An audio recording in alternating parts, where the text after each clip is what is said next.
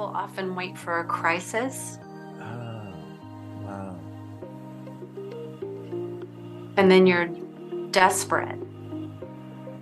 But if you just 5-10 minutes a day check in, how are you doing? How are you feeling? What do we need to work on? And make it just part of the journey. Hey, everybody. Welcome to the Grow Yourself podcast. I'm your host, Kevin McNulty, and this is your personal development school of growth, where each week my guests and I will bring and break down big ideas and practices that will help you learn, grow, and succeed in life. Thanks for checking us out. Now let the growth begin. Welcome, everybody, to another episode of Grow Yourself from the Inside Out. Listen, there are certain questions that I have certainly asked myself many times over the years. I know as a coach, I've heard many others ask me or ask them themselves, who am I? Where am I going? How do I do that? And eventually when I get into these sorts of life coaching conversations, if you will, we often get to this place where we're talking about who are you, and then either I bring it up or they bring it up, this idea of the authentic you. And by the way, I see these memes and these quotes saying to be your authentic you, and the first thought that comes to my crazy mind is, well, what if the authentic me sucks? Then what? I mean, do I, you know, so but it is a fair question. Who am I, but who am I really? And if there is a such thing as the authentic you, it seems to me that if you create the authentic you, then it's not authentic. I mean, I'm really more throwing questions out here than trying to make statements. Well, interesting enough, I have a terrific guest today who's going to talk to us a lot about, finding the path to authentic you. And I will ask her the question, what happens if the authentic me sucks? What do I do then? But also just this idea about getting around to this, we could say getting around to this, this feeling, if you will, or this situation that we do feel comfortable with who we are. I've told my daughters this many times, as most of you know, I've grown up out of college now, but over the years, I always tried to steer them to be comfortable in their own skin. And that's sort of, and they both are, by the way, sometimes too comfortable, dad has to get onto them every now and then still, but in any event. So let me introduce really this terrific guest that I have. Her name is Allyson Roberts, and she knows what it takes to make it in this world.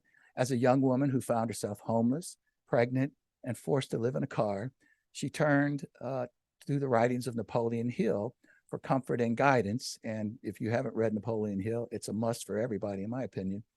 Little did she know then what a huge impact his philosophies would make on her life. And we'll ask her about which philosophies. As a cognitive behavioral expert, who uses her natural intuition, Allyson has guided thousands of people all over the world to find their internal power. We're going to ask her what is internal power. Her systems of personalized science, the combination of brain work and spirituality, combined with her grace and sense of humor, has made Allyson a highly sought after coach, speaker, and business collaborator. Allyson has been recognized by FeedSpot, a Forbes affiliate, in their designation of top 100 coaches, not for just 2021, but 2022 as well. And that's quite a distinction, I can tell you as a coach. So she's also the author of a couple of, really 3 books, but has, like a bunch in the pipeline. So she's obviously a prolific writer. I don't know how she does it. I'm going to ask for advice. You all know that I've written a book, but every time I try to start a new one, I have PTSD or something like this because it was so hard to write the first one. But she has a couple of books out. We're going to, one is called Behind the Power Collaboration. And this came out 2022, which is on Amazon. She has another one called The Magic in You. And then the one that we're going to spend the most time with today is called The Spirituality Journey, the part no one talks about. And that's a very interesting, and then she has a couple of other books. So anyways, I'm really excited to get into this conversation and learn about life and help us all learn, grow. And so I'd like to now welcome Allyson Roberts. Allyson, thank you so much for taking the time, honestly. I am so excited to be here, Kevin. Thank you for having me. It's my pleasure. So first of all, tell everybody, where you're at right now. Where are you calling in from, if you will? I am in a suburb of Atlanta, Georgia. It's called Woodstock, and Oh, it's beautiful. It's kind of the country in the city, is it really? and yeah, and love it here. I absolutely love it here. So what part of Atlanta are you? West side, the east side, north? I'm Northwest. Oh goodness. So you're not that far from where I'm at, out of Murfreesboro, probably three Yeah, hours three or something like this. hours, three Yeah. and a half hours, something Outstanding. like that. Yes. Well, that's wonderful. And but listen, before we get started really talking about the topic at hand here, I just love it's a little cliche, but I honestly I say this sincerely, I love to hear, just a little bit about your background. And I'm sure this is going to probably get into your story. But just, who is Allyson Roberts? Where did you grow up? And just anything about your life that sort of, landed you here today. Yeah, so that's kind of a loaded question. So I grew up actually here in Atlanta. I've traveled extensively, but I always tell everybody I'll always come home. So I grew up in Decatur. I in a very abusive, narcissistic, dysfunctional home Wow. where we were taught basically that our voice was not to ever be used, and we were to be seen in public as the perfect family.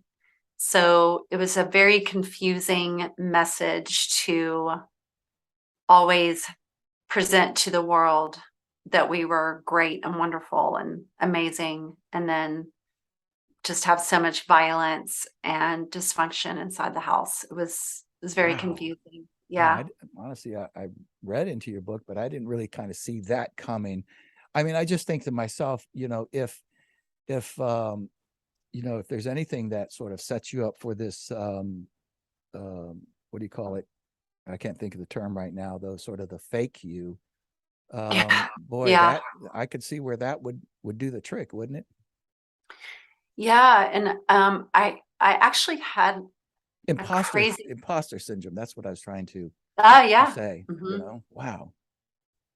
Yeah, and I had the craziest thing happen yesterday. It's kind of interesting that we're talking about this today, but I have been having some pretty severe stomach issues. Mm. And I've been seeing my physician now for about a year, off and on. And she, she's a lovely human. And she just, every time I go in, she's just like, I don't understand why you don't feel better. I don't understand why you don't feel better. So I Mm. was starting to feel maybe like I'm crazy or Yes. something. Yeah. She called me yesterday out of the blue because a study came out that ran across her desk. And it was a study about adults that were abused as children having all of the symptoms that I'm currently having right now. Oh my goodness. Yeah. And so I had never told her that I grew up, in an abusive household. And we had a very raw, um, I've only had one other doctor in my 57 years cry on the phone with me. And she and I were crying yesterday. And she was just like, she was so affirming. She was like, listen, you deserve to be whole and happy and to feel good. And we're going to get you well. Wow, that's powerful. And so she actually did not know your background, but maybe Had no recognized some idea. of your symptoms. Yes, Wow, that must have just blown her mind. And then probably the study itself blew your mind. it did. It did because, I was at first, so I'm the baby of, well, in that particular family, I was the baby of four kids. Mm. And my mother is a narcissist. She's been diagnosed as that. I'm not just throwing that word around. There is a diagnosis of that. Okay, and that's fair because that is a very important distinction. You're right, that word gets thrown around a lot. But would you mind just taking a second and describe to the audience what sort of a narcissist is? The true narcissist, not just somebody with a big ego, but somebody that has been diagnosed, what would you see in a person like that? How did it manifest itself to you? Yeah. So what you see in a narcissist is a lack of empathy, Mm, a control. They have to be in control. They have to have the power in the mm. relationship. What you see in a narcissist is rage. Oh, Um, they have no wow. healthy range of emotion. What you see in a narcissist is that you are walking constantly on eggshells. Your voice isn't validated, your opinion doesn't matter. And then, if you are a child growing up in a narcissistic household, then you are being um, physically assaulted, mentally assaulted, sexually assaulted, most likely, and spiritually abused, financially abused. You are neglected. You will not have your basic needs met: toilet paper, toothpaste, tampons, food in the refrigerator, school supplies, new shoes. Like those are just non-existent, unless you're going out in public. Um, or your Wow. parent has more of a public role in society, then you will look very amazing to the public's eye, and your parent will act very differently on the outside of the home. But then when you get home, it's completely different. So that is the life of living with a Wow, narcissist. man, that is crazy. Some of this stuff, and I've studied some of it, but I hadn't heard some of the things you're talking about as a narcissist. And you can quickly calculate in your mind that even that public look is part of their control, right? They're Yes. controlling how people see you, and even though it might be different. And then obviously, if you were to complain, people would be like, "What? And It's that's exactly impossible. what happened. Are you Yeah. serious?" Wow. That's exactly what happened. And my mother, in particular, she made sure that teachers and principals and school counselors and all of those people that we could have gone to for help, she made sure Goodness. to plant the seeds that her children are liars and exaggerators. And so every time we went for help, we would just kind of get like the little pat on the head and sent back to our classroom. That's striking, man. So I apologize for taking off course. I don't know if you could figure out how to No, get it's back on good. I course. mean, Yeah, people it's need to interesting. know. They Yeah, need to hear that. that's right. That's right. So you were brought up with this narcissist, and was there sort of a climax to your upbringing? Like a big thing that changed or that impacted you the most, or was it just getting out of the house? The thing that impacted me the most is exactly what you said in my bio, which is so when I turned 18, I got the heck out of Dodge, and I was just living on my friends' like couches and on their bedroom floors, like wherever their parents could tolerate me, because I was in college, but they didn't have dorm rooms. So, as soon as the parents found out that I was like a college student, they had a little bit more sympathy for me, and they would say, yeah, just come and sleep on our couch. But then, that wears, At that some wears, point, yeah, yeah, like after 2 weeks, they're like, yeah, okay, Allison, yeah. we What's the love move? you, but you Yeah, gotta go.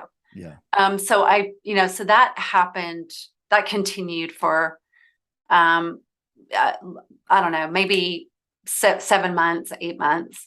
Mm. And I was not one of those students that took the summer off. I wanted to get through school. So it was during the summer, and I ran out of gas, and I met this this man. I read Um, about this. It was it's a yeah, crazy story. Go ahead. yeah, it's a Yeah. crazy story, Gosh. and it was incredible, and we were having the time of our lives. And then I ended up getting pregnant before we were supposed to have gotten married, and his father was just not having it. And so through a long series, and you guys can just read the book if you want to know the details, but through a long series of events, I ended up living in my car on campus in the parking garage in the dead of winter. And I don't know where you were in 1984, Mm. but it was the coldest winter still on record Is that right? in Georgia. It was like 11 degrees. 4 degrees with a wind chill of like many, many degrees below zero. And I was slowly freezing to death in my car. Yeah, I mean, even in Atlanta, that's, I guess it's considered the deep South, but it can get cold as heck down there, Ooh, with the yes. humidity and stuff. So absolutely, yeah, that can be torturous. Yeah. Yeah. So when I said that this was a good story, I think the part that really caught my attention was, I think, after you got to know this professor, are you going to say a little bit about that? Yeah, it was so amazing. He was actually substituting Okay. because our stand-in professor, I don't know someone asked me the other day on another podcast, what happened to her. I don't know. She might have been fired or whatever, but Hmm. God had a plan. Mhm. So this gentleman stepped into our classroom, um, and he really took an interest in all of us. Like he was just one of those people. It wasn't his full-time job. He owned businesses all around Atlanta. So Mm. he was just sort of teaching, I guess for fun or whatever. But he really took an interest in, you know, what we wanted for our lives and how we saw ourselves. And coming from an abused family, I- you know, I didn't really share a lot with him. And by the time he stepped in, I was already probably a week or maybe 10 days of living in my car. Wow. So he was, I'm sure, keen enough to see that this young girl sitting in the very back row in the farthest seat away from anyone, wearing the same clothes day in and day out, um, with stains on them because I was literally eating out of trash cans. Wow. And there was no way to wash my clothes. And so, as time went on, it was like mustard and I think at one point I even had vomit on my pants. Um, and so he found me in the library one day and handed me a copy of Think and Grow Rich, Hmm. by Napoleon Hill. And I remember saying to him, I'm never going to be rich. Um, and he said, it's not about that kind of That's rich, right. Allyson. And I was like, what other kind of rich is there? And he's like, the richness of our soul. And I was like, I mean, just big eye roll. And here's the thing, when people often ask me, about timing and things like that, Yeah. the reason that manifestation and meditating and praying is so important is because God is never surprised. Hmm. And so it was no surprise to God that I was homeless. It was no surprise to God that I was living in my car. It was no surprise to God that something happened to my stand-in professor, Wow. um, to have him take notice of me. It Yeah. was no surprise that he gave me that book. Because here's the thing, at 19 years old, if anyone else, if I had been in any other situation, if someone had given me that book, I never would have read that book. Very interesting. Yeah, I get it. It's not a book for a 19-year-old. Right. It's just not. But I was like, I'm living in my car. I had done my homework for the day in the library, and when you're freezing, it's very hard to sleep. So, and I didn't want to fall asleep because I wasn't sure I was going to wake up this one particular night. I was like, if I fall asleep, I could die because I was so cold. So I thought, you know what? I'm just going to read this stupid book. And I'm one of those people that I don't read a book from cover to cover. I open it up, and if it catches my attention, then I'll read it from cover to cover. So I opened up the book, and basically the very first thing, and I'm totally paraphrasing, Mhm. but one of the very first things that I read was like, take inventory of your life. It's like, what does that What? mean? But it Yeah. intrigued me. So Yeah. I kept reading, and basically the whole concept of the book is this: your upbringing, your financial status, your health status, none of it matters, because we all have a mind and we have a brain. And if you are willing or already do believe that you can have a better life than the one that you're living, then basically you start co-creating with God. That's what the book is about. It's like, listen, Yeah. God is amazing. Yeah. He doesn't want any harm for you at Mhm. all. Right. All this thing about suffrage and all that, it's garbage, at least in my mind and Napoleon Hill's mind. So Sure. I caught on to that very quickly. And I was like, you know what? If that's really true, that it doesn't matter how I was treated growing up, and if it's really true that I can be rescued out of this car because I Mhm. believe that I can be, then I'm willing to believe that. And that's exactly what happened. Wow, that's crazy. Now, I believe it was Napoleon Hill that said in that book, whatever the mind can conceive, Yes. the It body can can achieve, achieve. or something like Yes. this. Yeah, yeah, yeah. That's fascinating. I love that book, and that probably go in a lot of different directions. I would like to ask, what was maybe one of the big things that you came away with that book? Because he does offer some, in my way of thinking, some tools and some how tos. I mean, it's not just all this flowery conceptual. It's if people don't know, it's a book that was written, I think, in 1930s. It's a fascinating story. Who Napoleon? 1937. He was Yes, way ahead of his time. way ahead of his time, and it's a fascinating look. But many people in our industry, in the self help or and beyond, are very familiar with Napoleon Hill's work, and the power of what he says in that book, particularly Think and Grow Rich. But what is maybe the one thing that that you still use today and that came out of that book? Oh my gosh, I use so many things. Let me think very quickly. Um, the one thing. Well, he talked a lot about, masterminding and the and having a vision, you know, Yes. um, the idea of a solitary focus, purpose in life, and these sorts of things. I mean, there's so much to come out. It was probably an unfair question because that's one of those things that a thousand things can come to your head. Well, I think the biggest thing, honestly, that he talks about is keeping the faith. And he's not Mm, talking about faith in God. mm, He's talking about the faith of believing in the power of co-creation. interesting. Yeah. And I really do believe that God is always, always working on our behalf.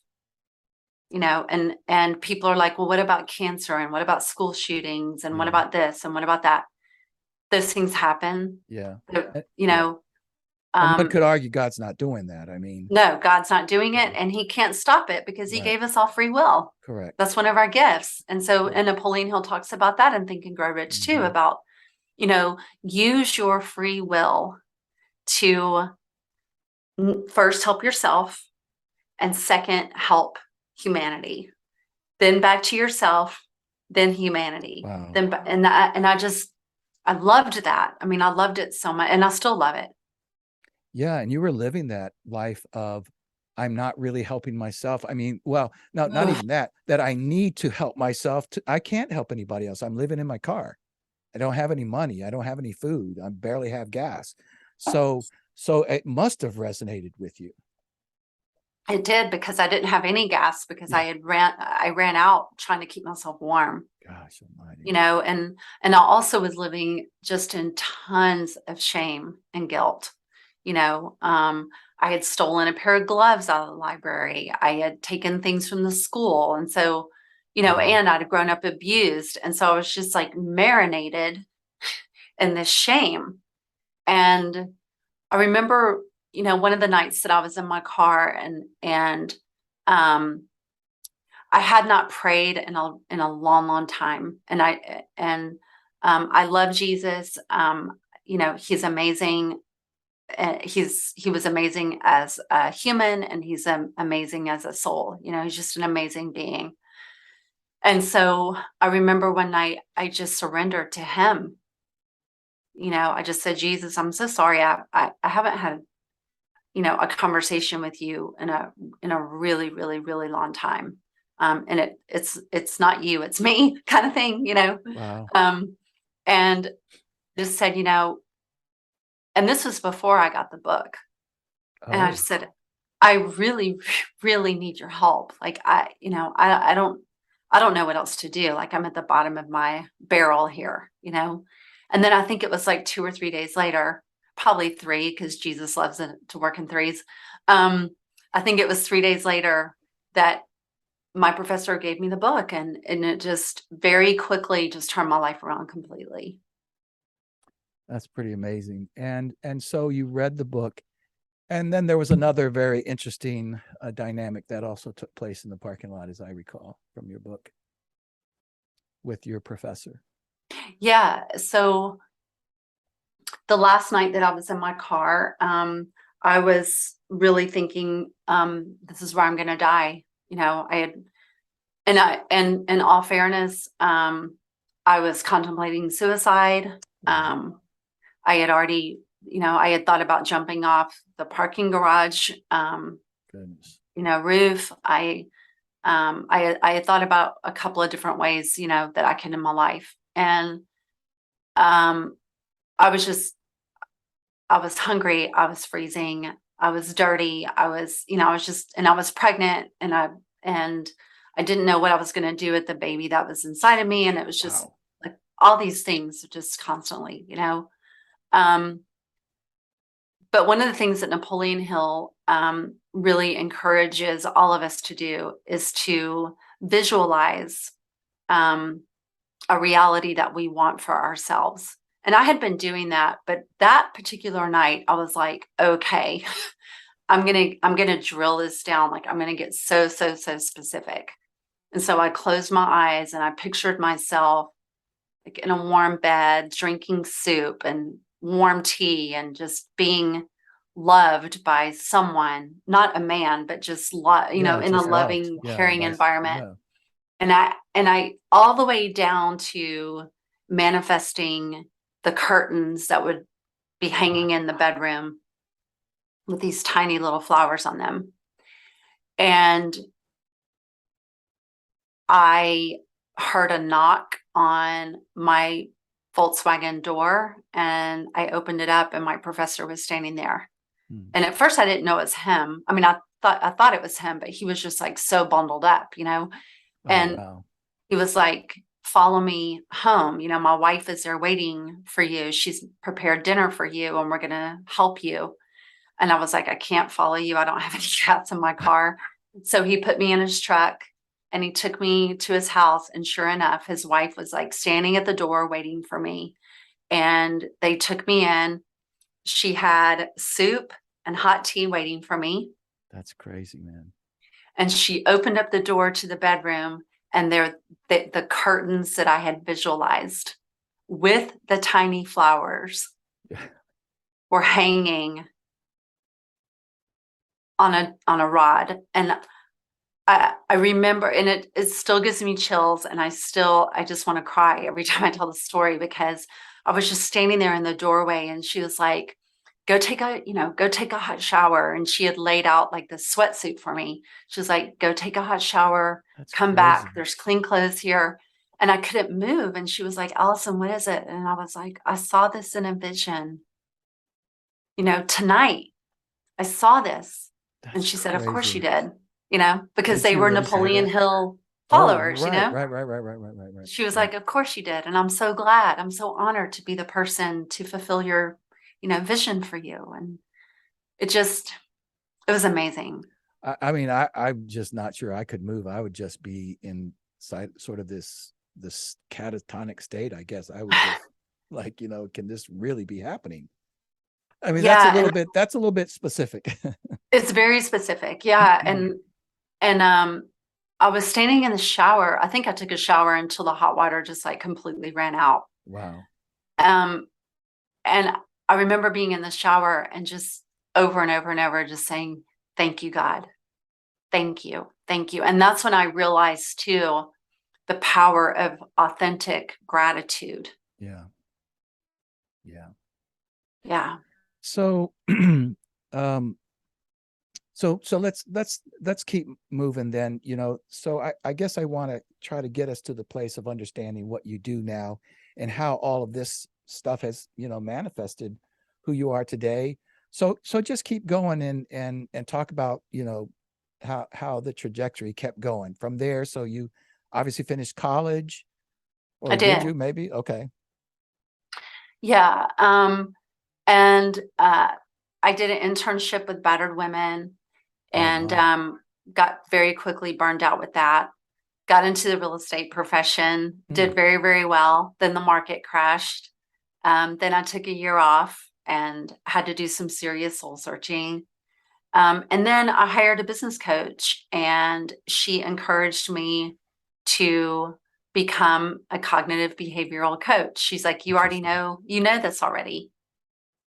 Yeah. So I took a coaching certification, even though I Wow. really didn't need it, but I did it anyway. And now I help women and men. I'm starting to get male clients, which is wonderful and fantastic.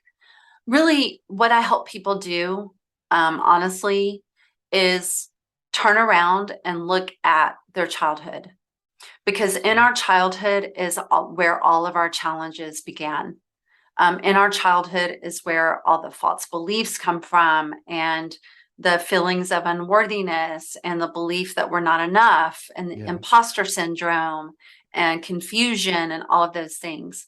And so we dissect the past by applying cognitive behavior and spirituality, because that's extremely important, to bring people to their true authentic selves. And what does that mean? It means that when someone asks you, how are you doing? Um, if it's a stranger, you say, I'm fine, obviously, because especially in the South, everybody's fine. Yeah. Everybody's, how you doing? Fine. Yeah. Right. But if you're in a deep, meaningful relationship, it's learning to use your voice Mm, that's coming from your soul mm, and your heart to express your needs, your wants, and your desires, so that the other person who's in your life has the honor, the privilege, and really, yeah, the honor and the privilege of loving who you truly are, wow. and But not a script that you live by. I was going to say that if you don't present that honest, authentic you, they can't honor it, nurture it, love it. They can't do any of that, can't help No. you. None of that really happens. They're just reacting to, we could say the fake you or whatever. I mean, however you want Yeah. to say that.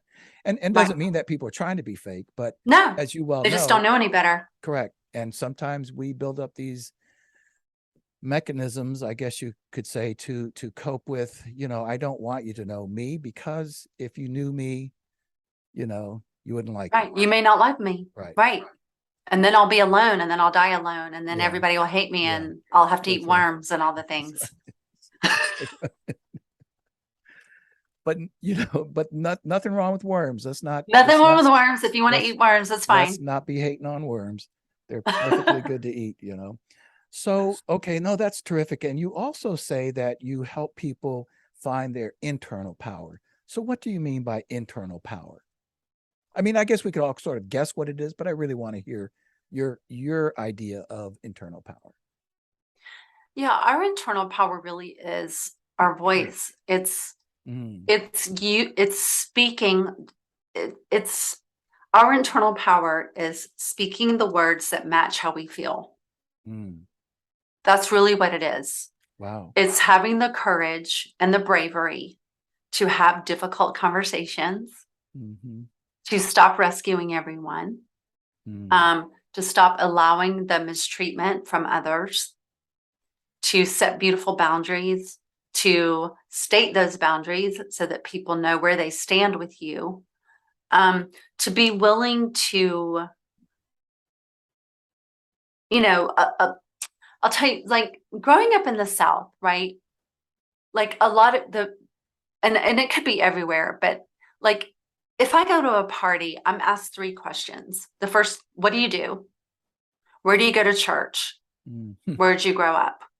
I Yeah. mean, those are like the three Standard things. questions. Yes. Yeah, they're the standard questions. And most people ask them because they're programmed to ask them, and they don't really Yes. care what I do. They don't really care where I grew up, and they don't really care if I go to Yeah. church, but they're just asking. Just asking. Yeah. So internal power is learning how to ask a different question to build community. Very interesting. Yeah. What's an example? What would be a good question that would help you build community? So I meet you at a party, and I'm like, "Hi, Kevin. I'm Allison." You're like, "Hi, Allison. So what brings you to the party?" Hmm. Interesting. Yeah, Yeah. that's "What's your favorite color? What did you that's do yesterday? oh What are you doing wow. tomorrow? What's your favorite movie?" It's like, it's internal power is wanting to get to know someone Yeah, on a true level. It's wanting to get to know someone, and I see. it's wanting other people to truly know you. Very interesting. And I think about this as a coach, and I think if one of the things that really works for me is, in fact, being vulnerable, being able to tell somebody that, if they're struggling with something, it's something that I've struggled with, I would tell them that. And I think, and it goes beyond just this idea that it makes them more comfortable than to speak about themselves. It does, but it also it reveals the authentic me. I'm not, Yes, I literally, and this as a coach, you can kind of set yourself up to look like you got all of your shit together. you can. I mean, because you're the coach, and especially if they're really in dire need of your help or whatever, you can really start to dominate that situation and make yourself to look, really good. Not by saying anything specifically, but by just, creating the conversation and talking about them. But I also think that when people realize that, oh, you're human too, it Yeah, it gives them some level of power. It gives them some understanding that they're not sitting out here by themselves. And just because I'm the coach does not mean I don't struggle with things.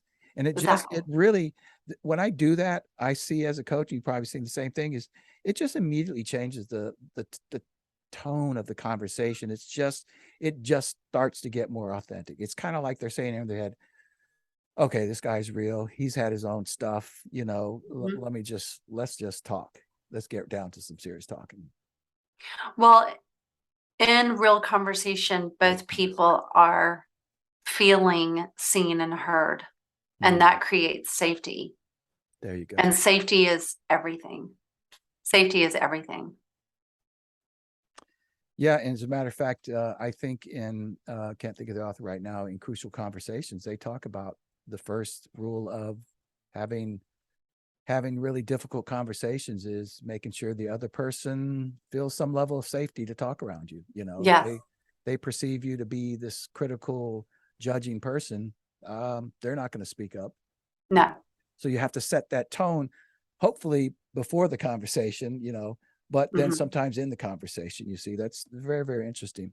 I was just also looking at here where you say, and I've kind of lost my context here, but something about, you know, painless pivots to power. Tell me about Yes. that. It caught my attention. So you can find out more about this on my website. My website is AllysonRoberts.com, but I actually do a 3-day seminar. It's $27. And the $27 is just to make sure you're going to show up. That's like Wayfair, Yeah, exactly. And it's just, Yeah. I've found in the past, I've been doing painless pivots to power for 5 years. Wow. And when people pay, they show up. So I just Yeah. started saying, you know what, if you're going to make this commitment to yourself, Yeah. you got to have some skin Some in the skin deal. in the game. Yeah, that's right. Yeah. But in the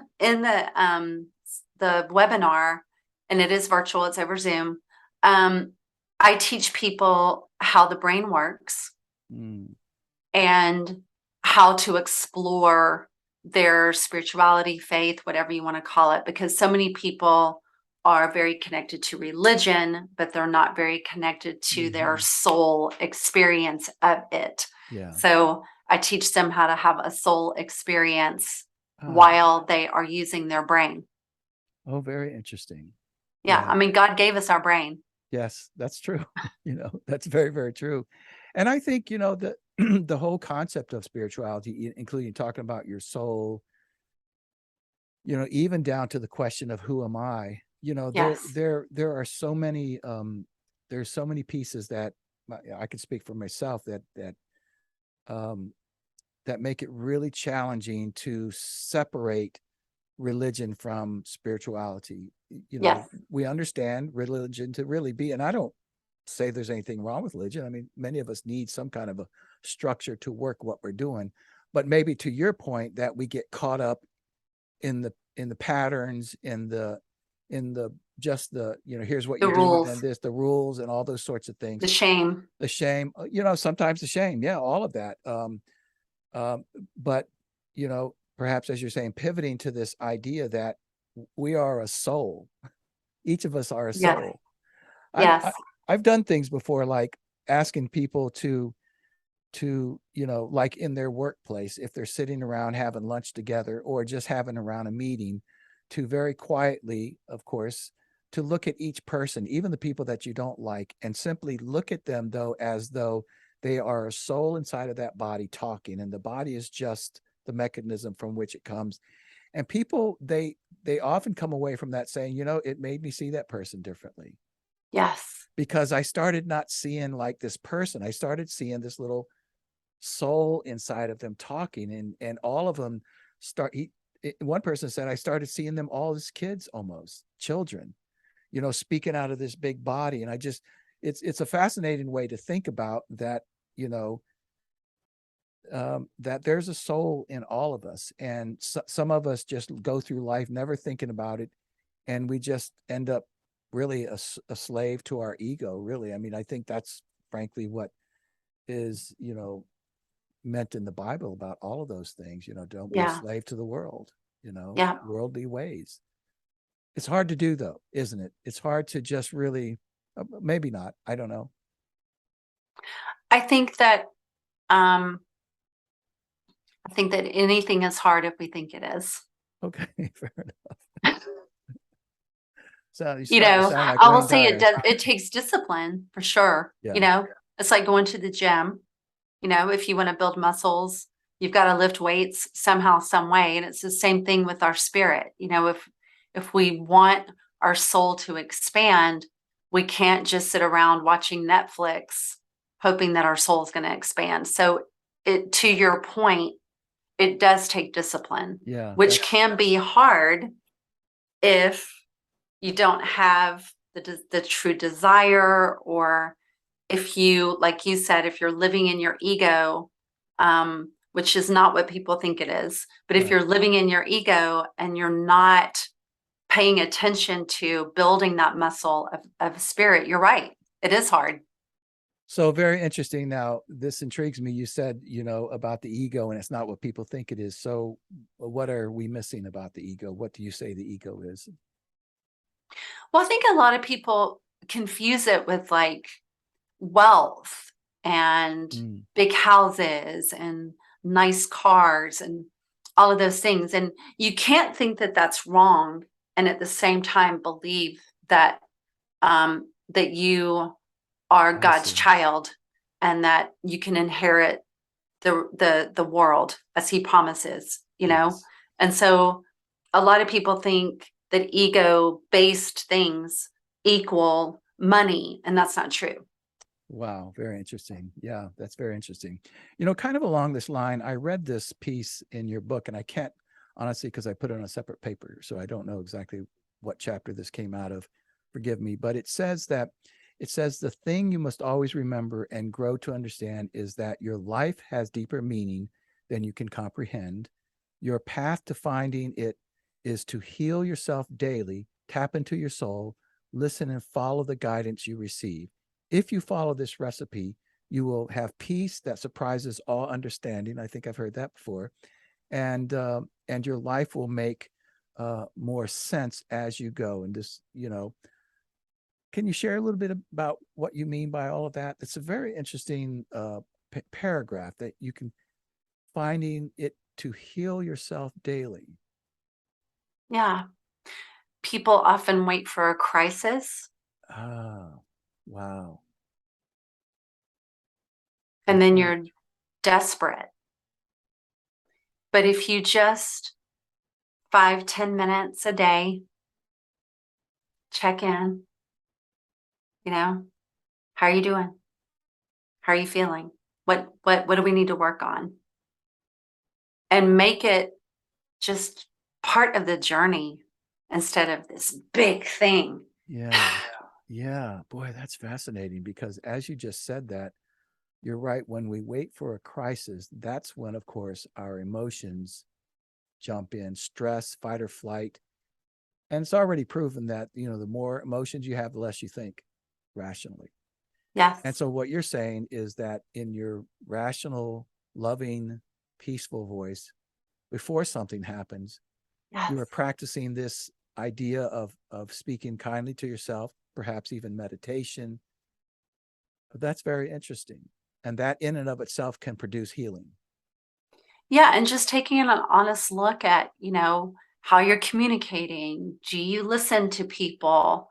Are you present? Are you on your cell phone at dinner? Are you on your cell phone all the time? Um, you know, are you laughing? Are you joyful? Mm. I read a study the other day, and it said that children laugh between 100 and 600 times a day, and adults laugh between 1 and 17 times. Oh, my goodness gracious. Yeah. That in and of itself, if you get, I'm talking to the audience now, if you get nothing else but that from this, because everyone knows to some degree that, laughter is is a beautiful, you know, Well, it's a symptom of joy. yeah, symptom of joy. There you go. That's a good way to say that. Yeah. And so if we're not laughing, we're lacking joy. So if Wow. you don't want to heal for any other reason,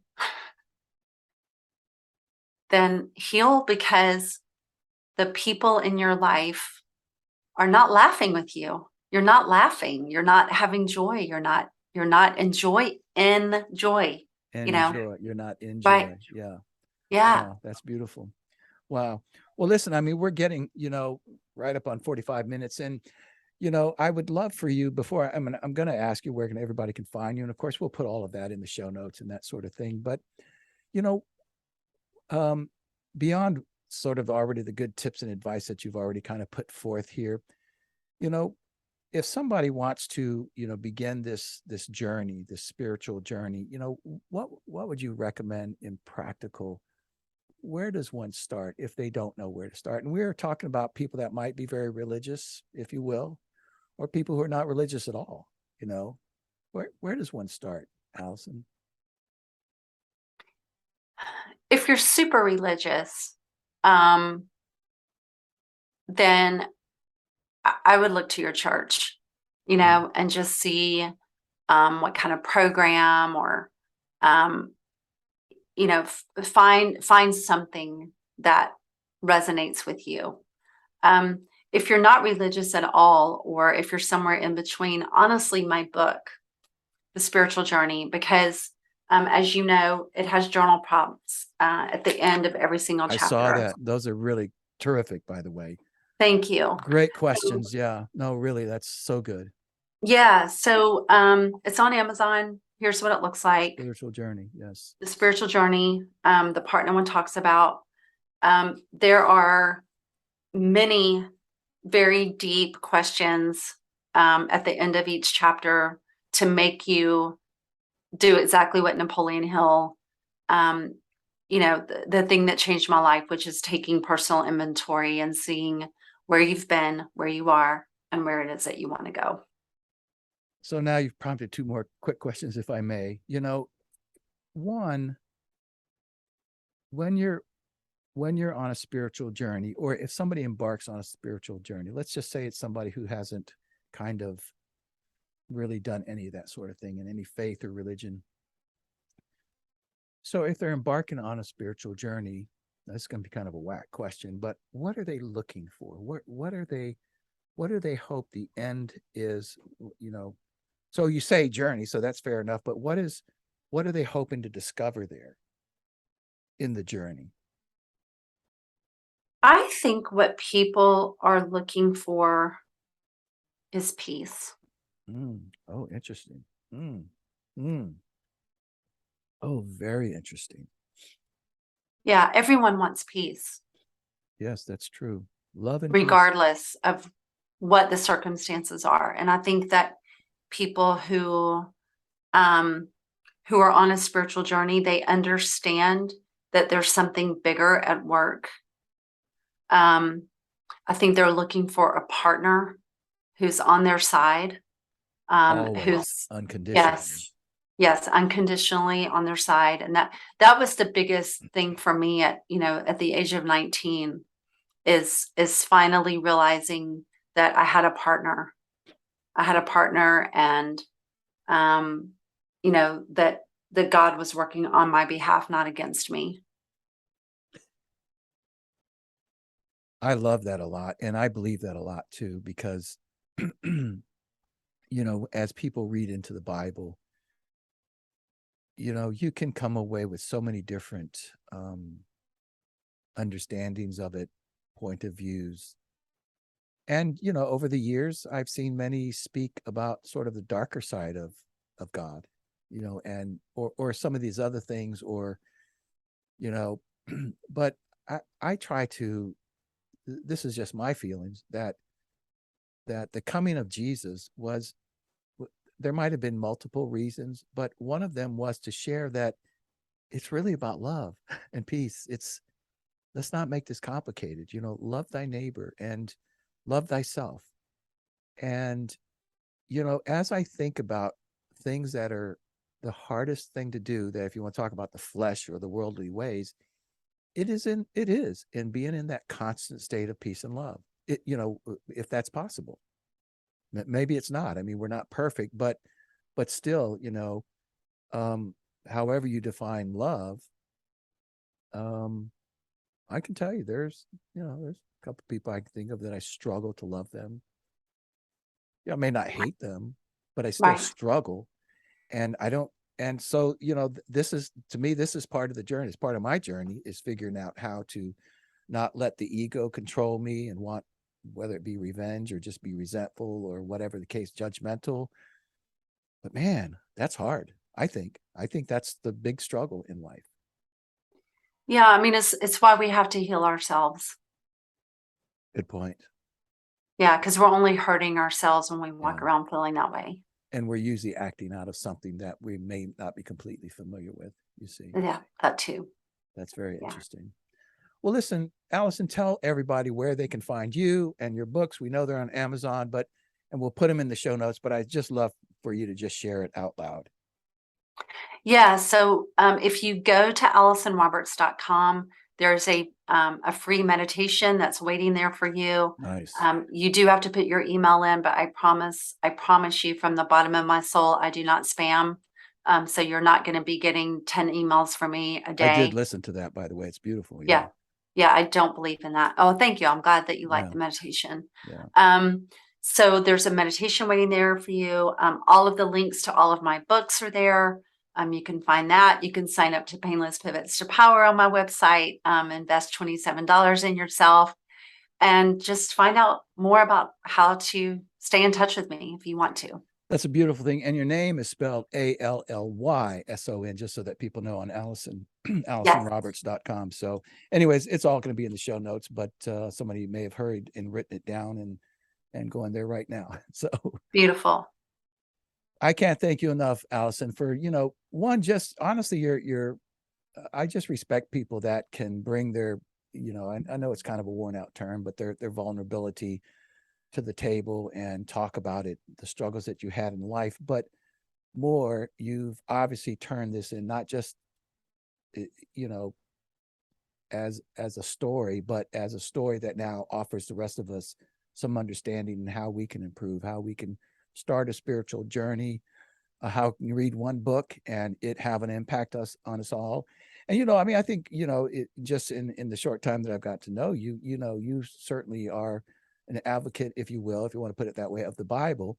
But it doesn't mean that God can't speak to us in other ways. In fact, Napoleon Hill was speaks quite often about Christianity and his He faith in does. the book. So I mean, it's Yeah, not. absolutely. So I mean, there's just different ways that people can pick up something that just prompts you to move in the right direction. So I hope that this short talk, gives people a spark, to go out and start their own spiritual journey, maybe with you. Thank you. Okay. Thank you so much, Allyson Roberts, and hope to stay in touch with you. Thank you. Me too.